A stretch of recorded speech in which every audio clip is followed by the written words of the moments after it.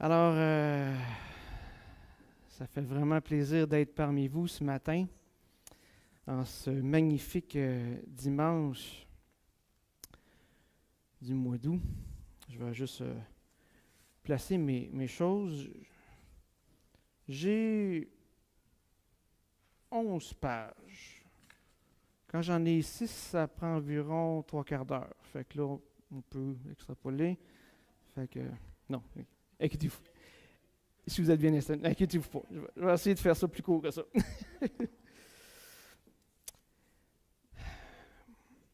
Chers frères et sœurs de Saint-Liboire, quelle joie d'être avec vous ce matin. 4 ans déjà se sont écoulés depuis notre départ. Oui, 4 ans. Ça passe vite, hein? Ça passe extrêmement vite. On dirait que c'était hier. Et pourtant, ça fait bel et bien 4 ans. Oui. Pourtant, il s'en est passé beaucoup de choses durant ces 4 années. Et c'est pourquoi je vais prendre le temps de vous donner quelques nouvelles nous concernant depuis notre arrivée à Québec. Ce qui servira aussi d'introduction au message de la parole de Dieu pour ce matin. Mais avant, on va prendre le temps de se courber pour remettre ce temps dans les mains du Seigneur. Prions. Dieu Tout-Puissant, quelle joie de pouvoir se trouver devant toi ce matin. Seigneur, si on a pu ouvrir les yeux, si on a pu avoir ce souffle de vie ce matin dans nos poumons, c'est une de tes grâces. Et c'est par toi que nous pouvons être en vie ce matin. Et pas juste en vie physiquement, mais pour tous ceux et celles qui sont en Christ, nous sommes en vie spirituellement. Et Seigneur, c'est le plus beau cadeau que nous puissions recevoir ici-bas sur terre. Alors Seigneur, merci pour ta parole, cette parole si chère à nos cœurs, si riche. Ça aussi, c'est une grâce de ta part, parce que tu ne voulais pas rester seul, éloigné de nous. Tu as voulu te faire connaître. Tu t'es fait connaître par ta parole et par ton Fils qui est venu parmi nous. Seigneur, que nous puissions examiner ta parole ce matin et garde nos cœurs, garde nos pensées en toi et trouve-nous fidèles à marcher de plus en plus dans les pas de notre Sauveur bien-aimé. En Jésus.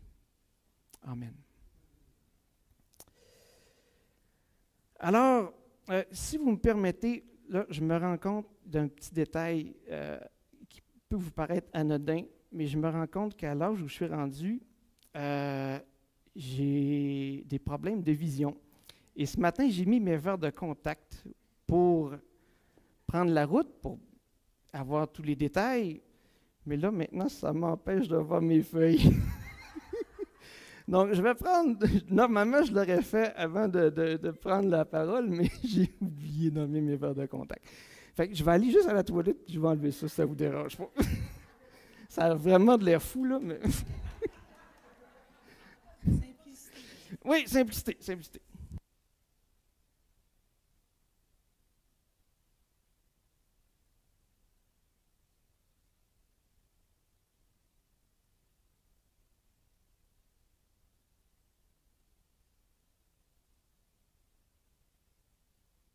« 15 secondes. » Ah, je vois. Donc, pour ceux et celles d'entre vous qui se demandent ce matin, c'est qui ce gars-là? Eh bien, je me présente. Je m'appelle Daniel Lemieux et je suis ici avec ma chère épouse Myriam et mes deux filles, nos deux filles, Rachel et Naomi. On en a 3 autres, dont 2 qui sont à l'extérieur de la maison et un qui nous a malheureusement quittés l'année dernière. Mais on est vraiment heureux d'être ici ce matin parmi vous. Nous avons eu le privilège en 2007 de nous joindre au petit groupe de frères et de sœurs qui avaient à cœur de démarrer une église rurale dans le beau village de Saint-Liboire.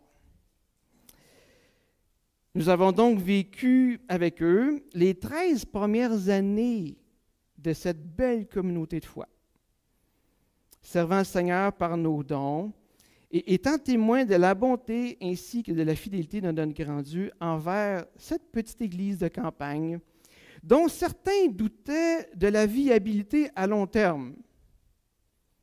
Pourtant, elle est encore là, malgré vents et marées, et c'est tout à la gloire de Dieu.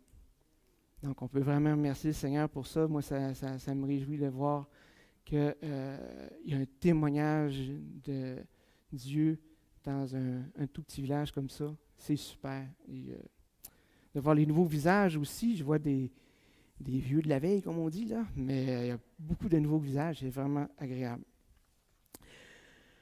Pour notre part, nous étions vraiment heureux d'être à Saint-Liboire. Mais j'avais personnellement le désir de faire un retour en enseignement, domaine que j'avais quitté une vingtaine d'années auparavant pour me réorienter en mécanique automobile.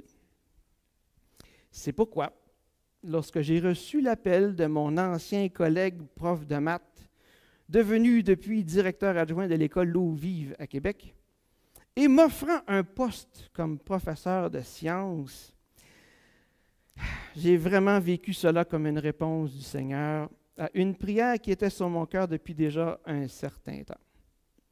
Et on peut même dire là, si le Seigneur a vraiment répondu dans les minutes qui ont suivi, parce que lorsque j'ai reçu ce fameux appel, on venait de terminer une prière en petit groupe. Je faisais partie d'un petit groupe d'hommes à Saint-Hyacinthe à ce moment-là. Et on venait tout juste de prier pour que le Seigneur nous dirige. Je venais de leur partager que j'avais fait une petite démarche, mais qu'on met ça dans les mains du Seigneur. Puis 5 minutes après l'appel, après la fin de notre prière, je reçois l'appel de mon boss maintenant. Et j'en tremblais. J'ai même Steve Archambault, pour ceux qui le connaissent à Saint-Hyacinthe, il dit « Hey, le Seigneur vient-tu déjà de répondre? » Ben oui. Donc, de plus, cette opportunité-là permettait à nos 2 filles de pouvoir fréquenter cette école chrétienne, parce que c'est une école chrétienne où on peut ouvrir la parole de Dieu durant nos cours, ce qui est un privilège extraordinaire, ainsi que de nous établir dans une région où les services spécialisés pour notre garçon Félix, pour ceux et celles qui l'ont connu, allaient être plus nombreux et accessibles. Notre garçon était lourdement handicapé et on commençait à songer à l'idée de peut-être se rapprocher d'un des 2 grands centres, soit Montréal ou Québec, pour les services un petit peu plus spécialisés étant donné sa situation. Donc, c'est ainsi qu'en juillet 2020, en pleine pandémie, nous quittions notre belle et grande maison de Saint-Liboire sur la rue des Lauriers, pas loin d'ici, pour la région de la capitale nationale, le cœur rempli d'espoir et de reconnaissance au Seigneur. Sauf que, les choses ne se déroulèrent pas tout à fait comme prévu, comme ça arrive souvent. Donc, après un printemps et un été fertiles en émotions de toutes sortes, là, j'y mets entre parenthèses la pandémie, la vente de notre maison, où on a découvert qu'il y avait un dégât d'huile à chauffage en dessous de la maison, avec tout ce que vous pouvez imaginer de conséquences. L'achat de notre nouvelle maison à Québec, alors que pendant la pandémie, on ne pouvait pas acheter une maison, puis la nôtre était déjà vendue. Le déménagement, tout ça à travers une épreuve familiale particulièrement difficile qu'on a dû vivre à travers tout ça. La rentrée scolaire fut particulièrement pénible. Bref, pour ma part, je reprenais du service comme professeur après un hiatus de 20 ans. Puis, c'est pas tout à fait comme le vélo. Oui, on a certaines aptitudes de base, Mais ça, là, ça n'existait pas, v'là 20 ans, où il n'y en avait pas dans les écoles. Ça change la donne. Donc, c'est ça, une pause de 20 ans, et j'étais vidé sans le savoir émotionnellement et psychologiquement. Et j'étais aux prises avec une tâche à l'école qui était manifestement trop lourde pour mes frêles épaules à ce moment-là. Si bien qu'après seulement une semaine de cours, pas 3 mois, là, une semaine, j'étais déjà au bout du rouleau. Oui, ça ne va pas pantoute comme je l'avais prévu. Évidemment, quand un projet aussi longtemps mûri et espéré voit enfin le jour, la détresse et les remises en question prennent place avec force lorsque celui-ci semble soudainement virer au cauchemar. Et Myriam pourra vous en glisser quelques mots. Or, je veux ici vraiment rendre grâce à Dieu pour son soutien sans faille durant cette période éprouvante qui n'est d'ailleurs pas encore tout à fait terminée. De plus, c'est souvent à travers les épreuves et les temps de douleur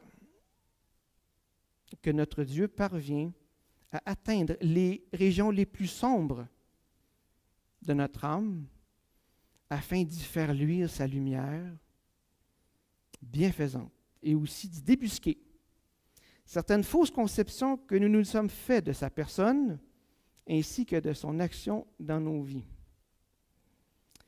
C'est ainsi qu'au cours des derniers mois, alors que je lisais ma Bible beaucoup plus pour cocher « job done » que pour réellement me nourrir, et ayant une vie de prière particulièrement aride, je suis retourné à la lecture d'un livre que j'avais bien apprécié lors de sa lecture initiale, mais dont l'impact s'était réellement amenuisé. Et à la relecture du livre, c'est comme si je ne l'avais jamais lu même. Et ce livre, c'est celui-ci, « Doux et humble de cœur ». J'ai su que vous aviez même parcouru ce livre dans les derniers temps. Donc, peut-être que vous allez voir des références. Je vais faire quelques citations du livre, mais ce n'est pas le livre que je veux mettre de l'avant, c'est les textes bibliques que Dieu s'est servi et que l'auteur a étudié pour faire du bien à mon âme et pour me faire prendre conscience que j'avais une vision très étriquée, très restreinte de la grandeur et de l'immensité de l'amour que Dieu porte envers ses enfants et envers moi. Où je suis rendu? Oui. Je fais des petits écarts, là, mais j'essaie de retrouver ma... Donc, son auteur, Dane Ortlund, que vous connaissez donc, il véhicule le message suivant, et je le cite. « Nous avons tendance à projeter sur Dieu nos attentes naturelles concernant son identité, au lieu de les contrer en laissant la Bible nous étonner parce que Dieu dit lui-même. Or, pour ma part, j'avais réellement l'impression que le Seigneur, même si je croyais que son amour envers moi était bien réel, puis ça ne fait pas 2-3 ans que je lui appartiens, ça fait au-delà de 40 ans maintenant. Le Seigneur est venu me chercher, j'avais 12 ans. Donc, il y a des passages, il y a plein d'événements qui me prouvent que Dieu m'aime. Mais j'avais l'impression que le Seigneur avait développé une forme de frustration et d'exaspération à mon égard. Je ne sais pas si ça sonne des cloches chez vous, mais c'était ce que je vivais. C'était ce que j'avais comme impression. C'était comme s'il était tanné de constater, après tant d'années de vie chrétienne, que j'en sois encore à vivre une vie de foi aussi pénible et boiteuse. C'est pourquoi cette relecture ne pouvait arriver à un meilleur moment. J'avais vraiment besoin d'avoir non seulement une vision renouvelée de la personne de Dieu, mais surtout plus biblique, plus en phase avec ce que Dieu dit de lui-même, non pas ce que je pense qu'il est. Ce livre, doux et humble de cœur, ne présente pas une recette en 5 étapes faciles pour améliorer votre relation avec Jésus. Tu sais, les livres genre By Friday, you will have a new wife, hein? Ou dans le genre. Excusez mon anglais. Oui. Il ne prétend pas non plus mettre en lumière une facette de la personne de Dieu qui aurait échappé à l'ensemble de la communauté chrétienne à travers l'histoire. Il n'y a pas beaucoup de choses de nouvelles là-dedans.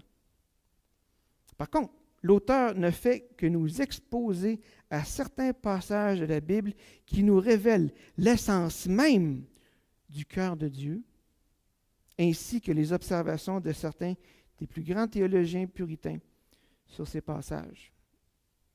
Auteur qu'on aurait fortement avantage à sonder les écrits pour nous encourager. Donc, mon désir ce matin, c'est de vous exposer très brièvement à 2 de ces passages qui nous permettent d'avoir un aperçu de ce qui se trouve au centre du cœur de notre Père Céleste pour ses enfants. Et là, ici, je n'ai pas du tout la prétention de vous révéler l'entièreté. D'ailleurs, il n'y a personne ici et on va avoir l'éternité tous ensemble, frères et sœurs, pour l'examiner, puis on n'aura pas le temps, on n'aura pas assez, on n'a pas même les capacités de. Mais on a la parole et Dieu nous permet de pouvoir y plonger le regard et apprendre à mieux le connaître.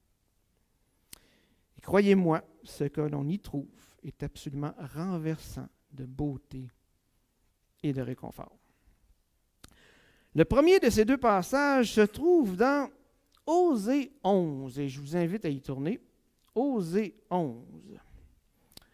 Osée, c'est le premier des petits prophètes. Il se trouve immédiatement après le livre de Daniel, à la page 1257 de ma Bible. Non, faux, je n'étais pas au chapitre 11, excusez-moi. Donc, Osée 11. Le texte qui est visé ici concerne les versets 7 et 9, mais la lecture de tout chapitre est bénéfique pour bien situer le contexte. Donc, prenons le temps de lire. Moi, je l'ai dans la version Bible du Sommeur. Quand Israël était enfant, je l'ai aimé. Alors, j'ai appelé mon fils à sortir de l'Égypte. D'autres l'ont appelé, et il s'est éloigné à cause d'eux. C'est au Baal qu'il sacrifie, aux idoles taillées qu'il offre de l'encens. Pourtant, c'est moi qui, pour ses premiers pas, ai guidé Éphraïm et qui l'ai porté dans mes bras. Mais il n'a pas voulu savoir que moi, je prenais soin de lui. C'est par des liens d'une tendresse toute humaine et des cordes d'amour que je le conduisais. Et j'ai été pour lui comme quelqu'un qui porte un nourrisson contre ses joues pour lui tendre à manger. Puisqu'ils ont refusé de revenir à moi, ils ne retourneront pas en Égypte. Ce sera l'Assyrie qui régnera sur eux. Le glaive va s'abattre sur leur cité, où il mettra en pièces les barres de leurs portes, et il dévorera leurs habitants à cause de leur stratagème. Mon peuple est décidé à me tourner le dos. On les appelle à regarder vers le Très-Haut, mais jamais aucun d'eux ne daigne élever le regard. Comment pourrais-je t'abandonner, ô Éphraïm? Comment pourrais-je te livrer, ô Israël, te traiter comme Adma, ou te rendre semblable à Tseboïm? Mon cœur est tout bouleversé. C'est Dieu qui parle ici. Mon cœur est tout bouleversé. Je suis tout ému de pitié. Non, je n'agirai pas selon mon ardente colère. Je ne te détruirai pas de nouveau, Éphraïm, parce que moi, je suis Dieu. je ne suis pas un homme, et je suis saint, moi qui suis au milieu de vous. Et je ne viendrai pas animé de colère. Ils suivront l'Éternel, comme un lion, il rugira. À ses rugissements, ses fils accourront en tremblant de l'Occident. Tremblants, ils reviendront d'Égypte, tout comme des oiseaux, et comme des colombes, ils reviendront de la Syrie. Je les rétablirai dans leur maison. L'Éternel le déclare. Amen. Tellement un beau texte. On connaît Isaïe, Osée pour ses péripéties avec une certaine Gomère. Hein? Le Seigneur lui avait dit, va prendre une prostituée, prendre des enfants de prostitution, puis donne-leur ces noms-là. Hein, vous n'êtes pas mon peuple, je ne vous... Mais sa prophétie ne s'arrête pas là. Ça, c'est les 2 ou 3 premiers chapitres. Donc, Osée est un prophète de l'Éternel qui a œuvré pendant une 30aine d'années dans le royaume du Nord. Hein, vous savez qu'après Salomon, hein, il y a eu le roi Roboam. Là, il y avait Jéroboam qui s'est révolté contre Roboam. Il a soulevé le peuple. Ils ont dit, on ne veut plus rien savoir de vous autres. Et là, les 10 tribus du Nord ont quitté. Et les 2 tribus du sud, Juda et Benjamin, sont restés dans le coin de seul, en bas. Donc, Osée a œuvré auprès du royaume du Nord, des 10 tribus d'Israël. Il a exercé son ministère lors de l'une des périodes les plus sombres de l'histoire d'Israël. Vous lirez c'est dans 2 Rois 15 à 17, le pendant, la partie historique là, où on peut lire l'histoire des rois d'Israël à ce moment-là. C'est vraiment pas jojo. Ça fait dur, vraiment.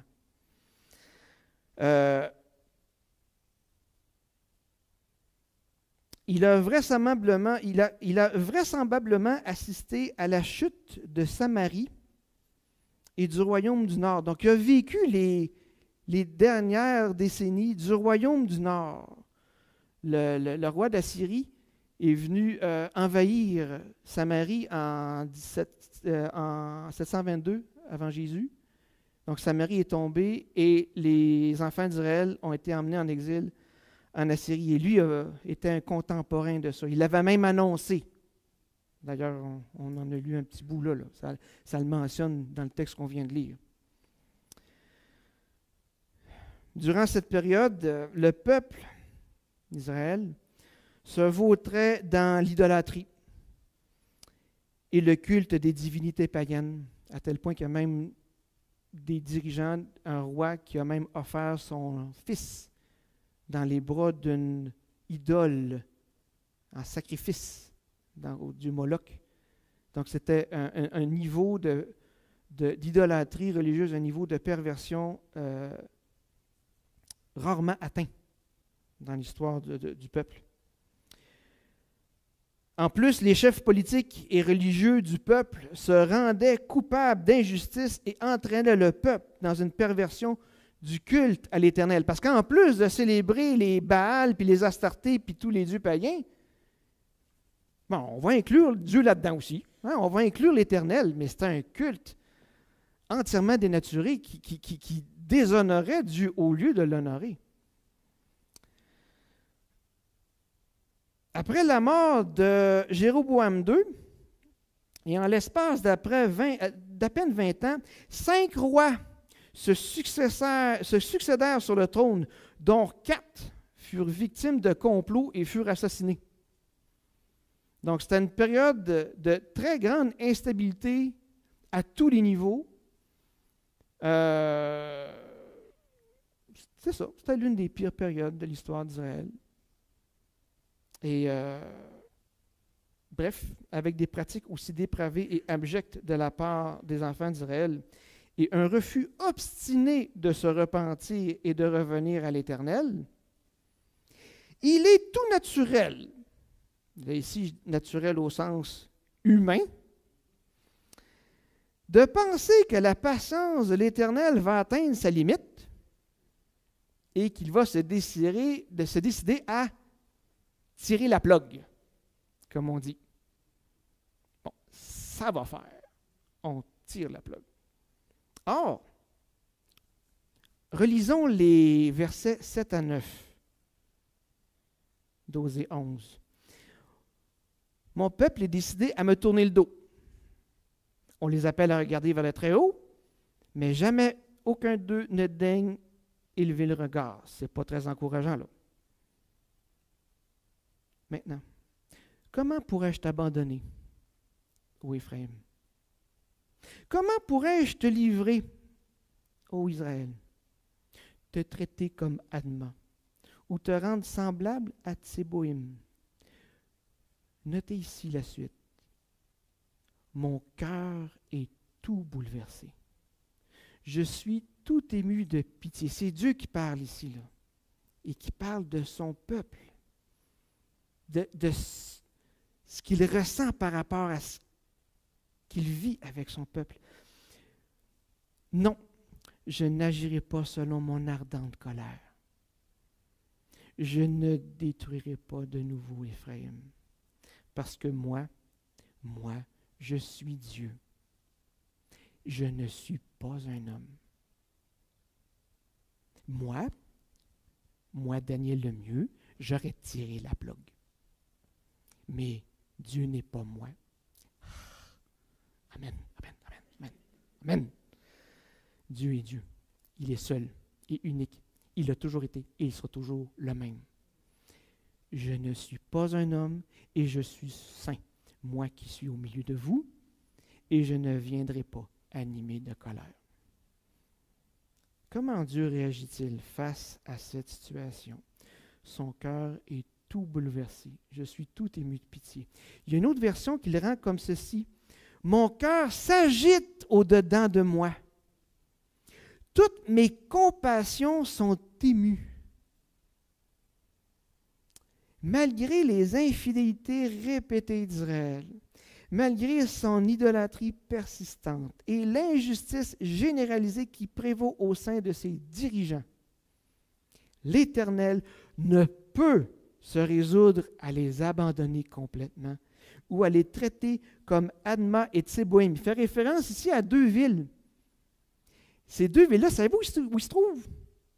Ils sont juste à côté de Sodome et de Gomorrhe. Et elles ont été détruites en même temps que Sodome et Gomorrhe. Est-ce que Sodome et Gomorrhe appartenaient au peuple de l'Éternel? Non. Ils ont subi le jugement de l'Éternel. Ce n'était pas son peuple. Contrairement aux enfants d'Israël que Dieu a appelés depuis Abraham, hein, et même avant, il les avait sur son cœur depuis toute éternité. Pourquoi Dieu n'a pas tiré la plug, ne les a pas détruits complètement? Parce que l'Éternel les aime. Parce que l'Éternel les aime. Parce qu'il les a aimés depuis le premier jour. On le voit au verset 1. Quand Israël était enfant, je l'ai aimé. Le père de ma première blonde, je m'excuse Myriam, c'est pas toi, mais je me souviens, ça m'avait tellement touché quand il m'a dit ça, avec sa grosse voix, là, douce mais profonde, il dit, Daniel, quand je t'ai vu, je t'ai aimé. Wow! Ça part bien une relation avec le beau-père, ça. Finalement, ça ne s'est pas viré comme ça, puis merci Seigneur. Mais Israël était sur le cœur de Dieu depuis les tout débuts. Et parce que c'était ses enfants, parce que c'était son peuple, il ne pouvait pas se résoudre à les détruire. Parce qu'il les aimait. Son cœur, oui, il y avait une colère contre le péché, contre l'idolâtrie, contre l'injustice, contre tout ce que le peuple commettait jour après jour après jour. Mais au lieu que tous ces péchés-là l'amènent à se détourner complètement de son peuple et à les rejeter complètement, ça a eu l'effet contraire. Ça l'emmenait. Oui, ils ont été châtiés. D'ailleurs, ils sont allés en Assyrie. Mais Dieu ne les a pas abandonnés. Il fait la même chose avec nous. Maintenant, est-ce à dire que l'Éternel fait fi de sa sainteté au profit de son amour et qu'il est prêt à passer l'éponge sur les actions odieuses de son peuple? Oh que non! Oh que non! D'ailleurs, voici ce que M. Ortlund, l'auteur du livre, avait à dire à ce sujet. Dieu voit son peuple dans toute sa souillure morale. Il s'est égaré, non pas à l'occasion, mais sans cesse. De sorte que Dieu dit de son peuple qu'il est enclin à s'éloigner de lui, au verset 7. Cette inclinaison désigne une rébellion invétérée. Mais à vrai dire, ce peuple lui appartient néanmoins. Que se produit-il donc dans le cœur de Dieu? Ici, nous devons user de prudence. Dieu est Dieu. Il n'est donc pas à la merci d'émotions passagères comme nous le sommes en tant que créatures, et encore bien moins en tant que pécheurs. Mais que nous dit le passage? La Bible nous donne un rare aperçu de ce qui réside au centre de l'identité de Dieu. Et nous voyons et sentons frémir son amour même. Son cœur se gonfle de pitié et de compassion pour ses enfants. Dieu ne peut tout simplement pas renoncer à eux. Rien ne pourrait le pousser à les abandonner. Ils lui appartiennent. Oui, le peuple d'Israël appartient à l'Éternel et ce dernier ne l'abandonnera jamais. Cependant, cet amour que Dieu porte à son peuple l'amène aussi à mettre à exécution sa menace de destruction du royaume ainsi que l'exil de ses habitants vers une contrée lointaine. Osée en a même été témoin. Mais ce châtiment, aussi dur soit-il, n'a pour but que de ramener le peuple à lui et de lui faire réaliser que leur salut ne se trouve qu'en lui seul. Ce châtiment ne représente donc pas la fin des émissions.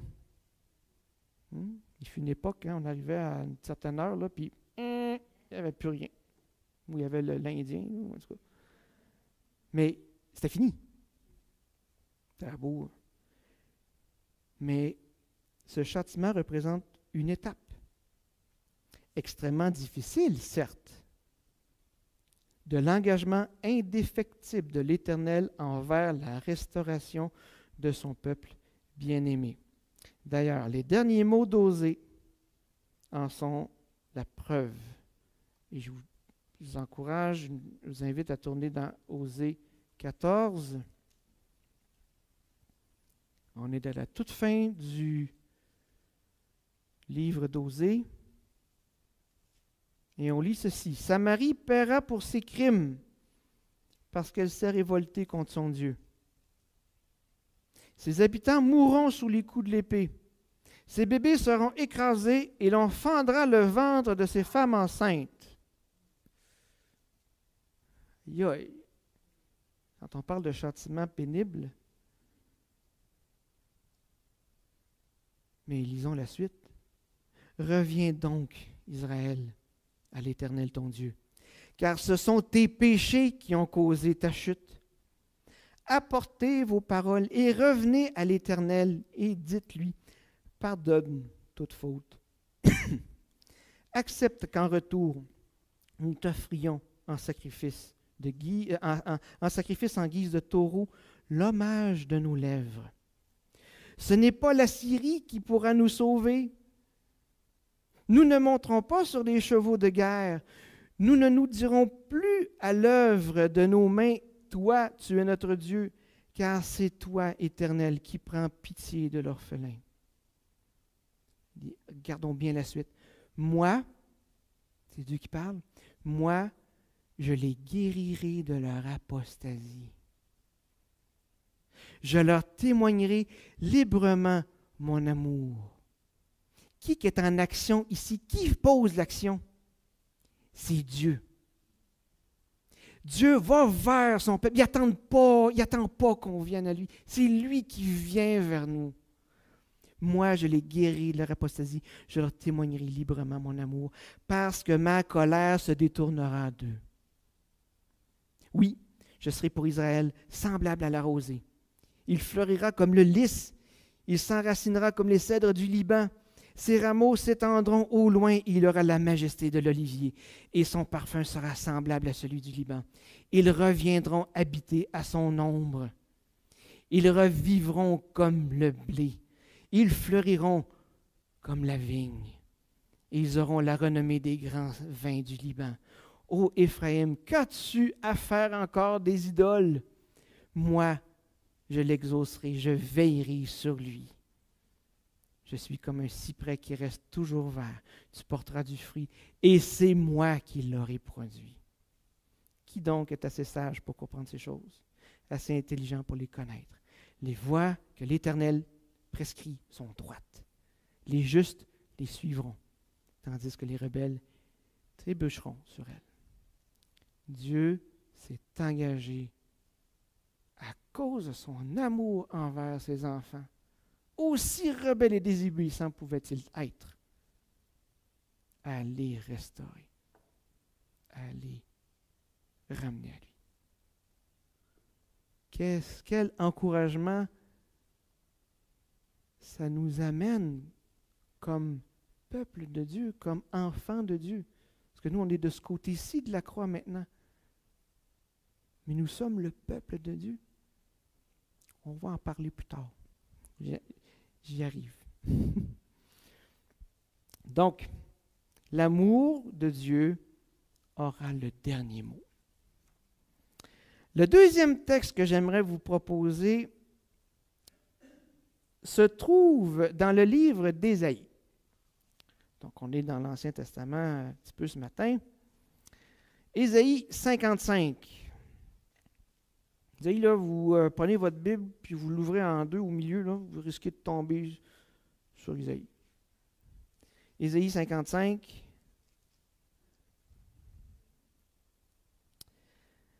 Et le texte qu'on va regarder ensemble concerne les versets 6 à 9 d'Ésaïe 55. Voici ce que le texte nous dit. Tournez-vous donc vers l'Éternel, tant qu'on peut le trouver. Adressez-vous à lui, tant qu'il est proche. Que le coupable abandonne sa voie, et l'homme malfaisant ses mauvaises pensées, et qu'il revienne à l'Éternel, qui aura compassion de lui. À notre Dieu qui lui accordera un pardon généreux. Car vos pensées ne sont pas mes pensées, et vos voies ne sont pas mes voies, déclare l'Éternel. Autant le ciel est élevé au-dessus de la terre, autant mes voies sont élevées au-dessus de vos voies, et autant mes pensées sont élevées au-dessus des vôtres. Je suis sûr que ces deux versets-là en particulier, là, vous avez déjà entendu ça. Hein? Quand il nous arrive un malheur, quand il nous arrive une situation dont on ne comprend pas les tenants et aboutissants, quand on se demande vers où ça s'en va, des fois, c'est pas mal intentionné, là. On nous sert ce passage-là. Ah, mais tu sais, mon frère, nos voies sont tellement... Les voies de Dieu sont tellement au-dessus des nôtres. Hein, car les pensées de Dieu ne sont pas mes pensées, nos pensées. Et vos voies ne sont pas mes voies. Et là, ce passage-là, donc, ferait référence, selon cette interprétation-là, à la divine providence de Dieu, hein, la mystérieuse providence qui fait que Dieu est au contrôle de toutes choses et il n'y a rien qui le prend par surprise. Et c'est pas faux. C'est vrai. Et merci Seigneur que la providence divine est là et que Dieu est au contrôle de toutes choses. Mais si on place les versets 8 et 9 dans le contexte des versets qui précèdent, l'interprétation de ce passage-là est un peu différente. Et c'est ce qu'on va voir ensemble.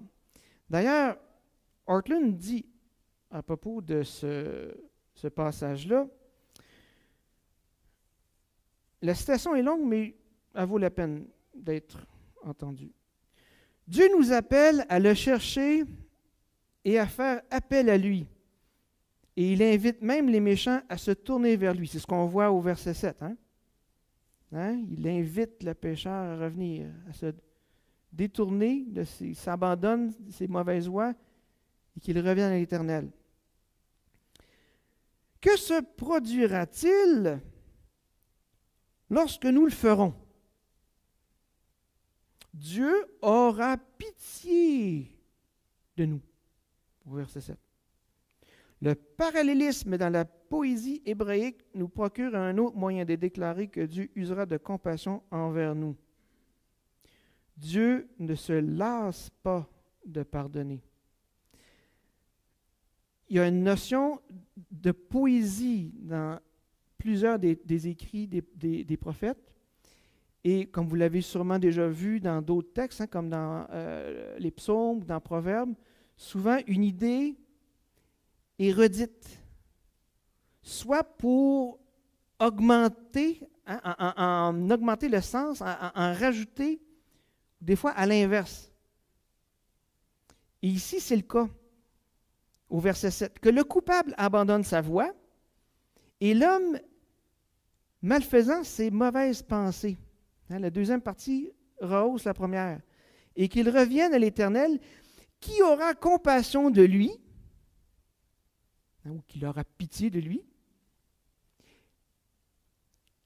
Il en rajoute, Isaïe en rajoute, à notre Dieu qui lui accordera un pardon généreux ou qui ne se lasse pas. Moi, j'aime encore plus cette tournure-là. Dieu qui ne se lasse pas de pardonner. Il s'agit d'une source de profonde consolation. Pour nous qui nous éloignons souvent du Père, recherchant la paix de l'âme partout, sauf dans son étreinte et ses instructions. Si nous revenons à lui, poussés par une contrition renouvelée, malgré toute la honte et tout le dégoût que nous nous inspirons à nous-mêmes, il ne nous pardonnera pas avec tiédeur. Il ne se lassera pas de nous pardonner. Il ne se contentera pas de nous accepter. Il nous étreindra de nouveau. Étreinte. C'est pas à moitié. C'est pas du bout des lèvres. Je t'aime et je te pardonne. La citation continue. Remarquez cependant la direction que prend ce passage. Les versets 8 et 9 nous conduisent plus en profondeur dans ce pardon inlassable et empreint de compassion. Le verset 7 nous a indiqué ce que Dieu fait. Les versets 8 et 9 nous communiquent qui il est. Autrement dit, Dieu sait que même lorsque nous entendons parler de son pardon empreint de compassion, c'est avec une vision restreinte d'où émane ce pardon que nous nous attachons à cette promesse. Je leur dis. Autrement dit, Dieu sait que même lorsque nous entendons parler de son pardon empreint de compassion, c'est avec une vision restreinte d'où émane ce pardon, donc de Dieu, que nous nous attachons à cette promesse. Voilà ce qui explique la raison pour laquelle Dieu, par l'entremise d'Ésaïe, a poursuivi au verset 8 et 9, « Car vos pensées ne sont pas mes pensées, et vos voix ne sont pas mes voix, déclare l'Éternel. Autant le ciel est élevé au-dessus de la terre, autant mes voix sont élevées au-dessus de vos voix, et autant mes pensées sont élevées au-dessus de vos pensées, des vôtres. » Nos limitations humaines, notre nature déchue qui refait surface si souvent, ainsi que notre vision étriquée de Dieu, nous empêche de saisir la profondeur ainsi que de son désir de pardonner inlassablement ceux et celles qui se détournent de leur mauvaise voie et reviennent à lui. On pense que le pardon de Dieu a une date d'expiration. On pense que le pardon de Dieu pour ses enfants, il y a un moment donné où la limite est atteinte, puis il tire la plug. Puis là, c'est assez. Je ne te pardonne plus. C'est impossible. Parce que si Dieu faisait ça, il cesserait d'être Dieu. Il cesserait tout simplement d'être Dieu, parce que Dieu n'est pas juste l'auteur de l'amour. Il est amour. C'est dans sa nature la plus profonde. C'est ce qui est au plus profond de lui. Ce qui émerge de Dieu en tout premier lieu, quand il nous regarde, c'est son amour. C'est « Vous êtes mes créatures que j'ai aimées et que j'aime encore. »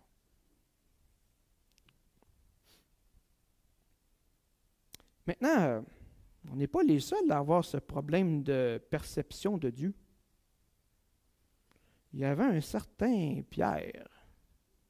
Hein? Il y avait un certain, moi, quand j'ai lu ce passage-là, ça m'a... Il me semble qu'il y avait un écho là. Vous savez, dans Matthieu 18, on voit Pierre, il dit... on ne lira pas le passage, mais vous vous rappelez? Pierre dit, oui, mais Seigneur, quand mon frère va venir me voir, là, jusqu'à combien de fois va falloir que je le pardonne? Puis le texte dit, irai-je même jusqu'à 7 fois? Comme si c'était un exploit. Je vais le pardonner. Mais il faudrait même que j'aille jusqu'à 7 fois. Qu'est-ce que Jésus lui dit? T'es bien mal parti, mon homme. Il n'a pas dit ça, là, mais il a dit, non, je ne te dis pas 7 fois. Je te dis 70 fois 7 fois. Pierre, tu n'as pas idée à quel point mon désir de pardonner est grand. Tu n'as pas saisi jusqu'à quel point mon pardon est accessible pour ceux et celles qui se tournent vers moi. Tu n'en as aucune idée. Il a même expérimenté quelque temps plus tard. C'est bel et bien lui qui a renié Jésus 3 fois dans le jardin. Hein? Puis, sans aucune hésitation, là. Non, je ne le connais pas. J'ai jamais connu ce gars-là. Puis même la troisième fois, là, il y avait des imprécations. Là. Il jurait quasiment. Là. Est-ce que Dieu a tiré la plug? Non. OK. Là, Pierre, là, tu en as fait plusieurs des niaiseries, là. Mais là, celle-là, c'était celle de trop. Tu m'as trahi. Tu m'as trahi. Qu'est-ce que Jésus a fait avec Pierre? Pierre, m'aimes-tu? Pierre, m'aimes-tu?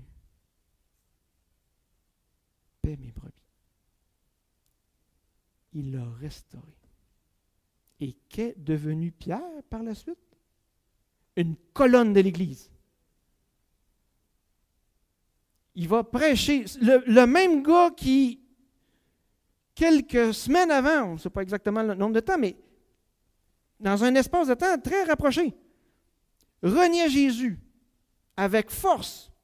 Et le même gars qui se lève, non, ils ne sont pas sous, là. C'est la promesse que Dieu nous avait envoyée. Repentez-vous. Christ est celui qui devait venir. Qu'est-ce qui arrive? 3000 personnes. Wow! C'est ça que provoque le pardon de Dieu dans la vie d'une personne qui saisit cet amour-là. Plus rien ne peut l'arrêter. Parce qu'il sait que quoi qu'il arrive, quoi qu'il fasse, quoi qu'il dise, quelque obstacle qu'il va rencontrer dans sa vie, quelque chute qu'il va vivre, il va pouvoir trouver pardon auprès. L'amour de Dieu envers lui ne cessera jamais. Jamais, jamais. Là, j'ai vraiment dévié. Je reviens. Pas trop tard? OK. Vous terminez à quelle heure d'habitude? Midi? Merci, Luc, c'est gentil. Non, je suis rendu quasiment à la fin. Maintenant, j'arrive à ma conclusion. Maintenant, quelle conclusion peut-on tirer de ce que l'on vient de voir aujourd'hui? Bien, que l'immensité de l'amour de Dieu n'affecte en... Excusez. Est-ce que je pourrais avoir ma bouteille d'eau, s'il vous plaît? Oh. Ben, ça s'arrête là.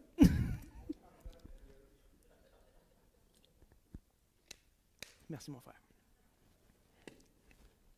Ah, c'est revenu. Donc, quelle conclusion tirer? Que l'immensité de l'amour de Dieu n'affecte en rien sa sainteté. Dieu est juste et saint. Et sa sainteté ne saurait être bafouée d'aucune façon. C'est pourquoi tous ceux et celles qui persistent à rejeter l'amour divin manifesté en Jésus-Christ subiront le juste jugement de Dieu.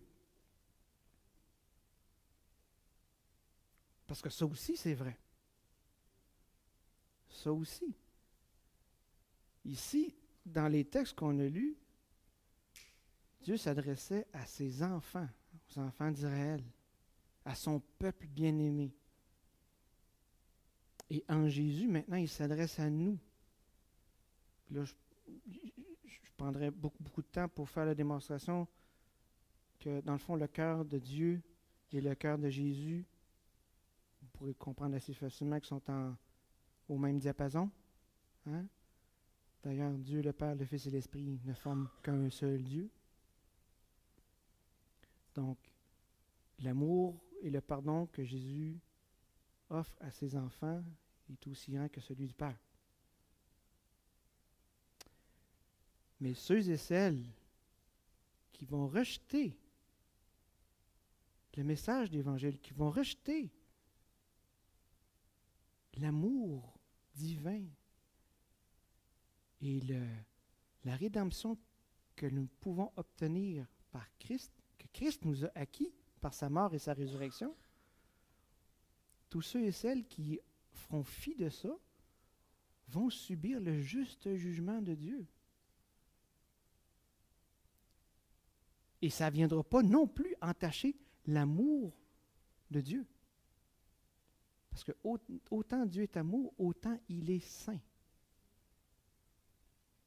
Par contre, autant sa justice est implacable pour ceux qui périssent, autant son amour et son pardon jaillissent comme une fontaine intarissable pour tous ceux et celles qui placent leur pleine confiance en l'œuvre rédemptrice de Christ. Et ce, quel que soit l'état de leur marche avec lui. Est-ce que lorsqu'on est venu à la connaissance de Christ, est-ce que lorsque l'Esprit est venu régénérer notre cœur,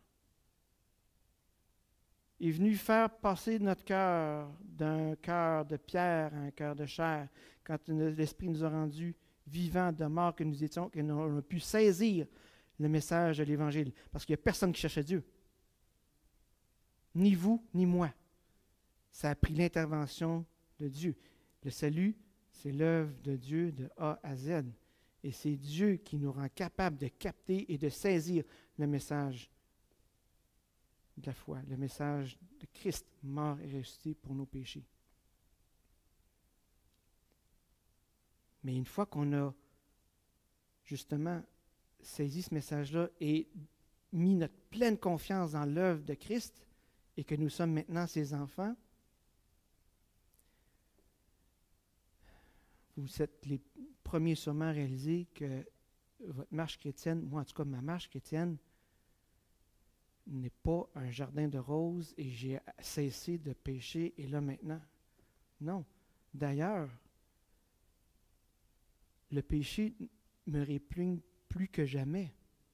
Et c'est plus on est proche du Seigneur qu'on réalise à quel point la laideur du péché est grande. Et que ça nous fait mal à chaque fois qu'on tombe et qu'on tombe et qu'on tombe. Mais des fois, on a cette tendance humaine de penser que il peut y avoir une fois de trop. Puis que là, Dieu est tanné. Ou qui est frustré.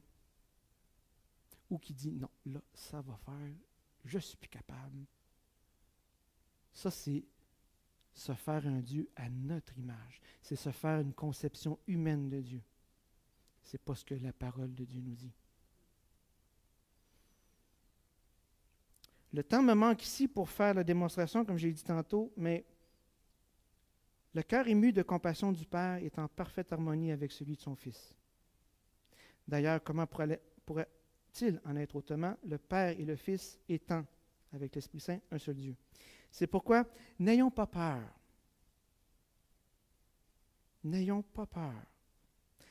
En tant qu'enfants de Dieu et co-héritiers avec Christ des richesses célestes à venir, de nous approcher avec confiance de notre Sauveur dans les bons comme dans les mauvais jours, qui ne se lasse pas de pardonner et qui nous fait cette promesse: je ne mettrai pas dehors celui qui vient à moi. Et je termine avec une citation de John Bunyan. Connaissez-vous John Bunyan? Quel livre célèbre a-t-il écrit? Le Voyage pèlerin. Oui, c'est l'auteur du Voyage pèlerin, mais il n'a pas écrit que ça. Il a écrit plusieurs autres livres, une littérature assez fournie. Et il a été longtemps en prison, effectivement, pour sa foi. Tout à fait, tout à fait. Mais surtout, il était un amoureux fou de son Sauveur. Il a écrit ceci.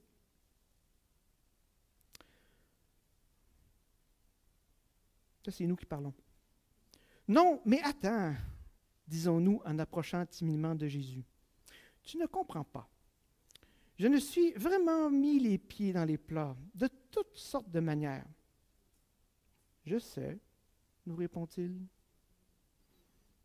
Tu en sais long, c'est vrai, certainement plus que ce que les autres voient, mais il existe au plus profond de mon être une perversion que je cache à tout le monde. Je sais tout ça. L'ennui, ce n'est pas juste mon passé, c'est aussi mon présent. Je comprends. Mais j'ignore si je pourrais me libérer de tout ça dans un avenir proche. Tu es le seul genre de personne que je peux aider. Mon fardeau est lourd et il ne cesse de s'alourdir. Dans ce cas, laisse-moi le porter. Il est trop lourd à porter. Pas pour moi. Tu ne comprends pas. Mes offenses ne sont pas dirigées contre les autres. Elles le sont contre toi. Je suis donc le mieux placé pour te les pardonner.